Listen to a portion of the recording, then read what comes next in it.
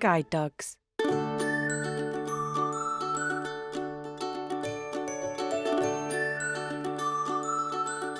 So today we are at Guide Dogs National Centre here in Leamington Spa, where we'll be learning more about the amazing work our canine science team are doing our puppy cognition assessments.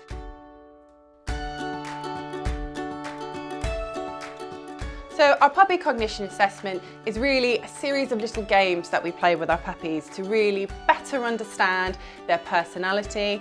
The more we can understand about their personality and how they behave, the better we can make sure we're meeting their individual needs, and we can use that to better inform our breeding programme and ultimately ensure that we're producing puppies with the highest possible potential to go on and become those life-changing guide dogs.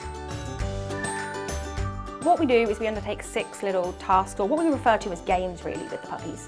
And each of them are designed to look at a slightly different thing that we might be interested in from a guide dog's perspective. The first one being an unsolvable task that we do. So we have a container with a little bit of food in there, and first we show the puppies that there's some food in there, we close the container and we have a look just how they respond to that.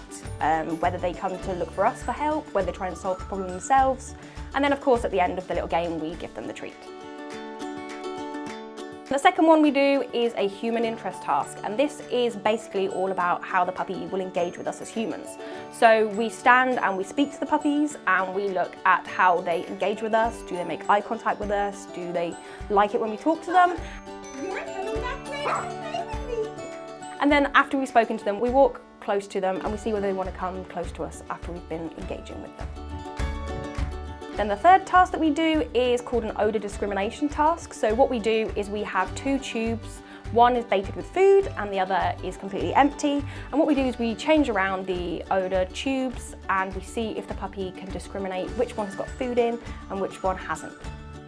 Then the fourth task is a novel object. So this is something the puppy won't have ever seen in their environment before, which is a fluffy cat, and it's interactive.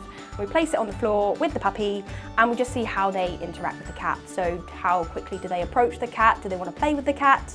And we just look at all the different range of behaviours that they show when they're in the room with a novel item.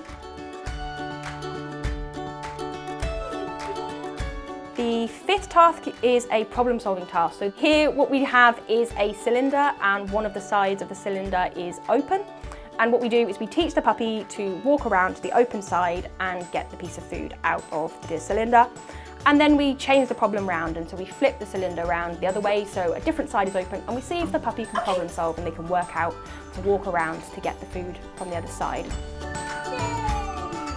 And the last task is called surprising. So this is just where essentially 3 different things would appear in the puppy's environment that they haven't seen before, and we just see again how they respond to those. So they are an umbrella, a bin bag and a little metal sheet that the puppies will walk across, and we just see whether they are interacting with the items, whether they are reapproaching of the items once they've been in their environment, and again just checking that the puppies are really happy around all of these things that they won't have seen before.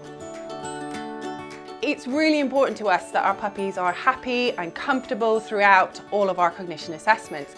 They have been designed by an external organisation called Canine Companions in the United States, so it's a widely used assessment.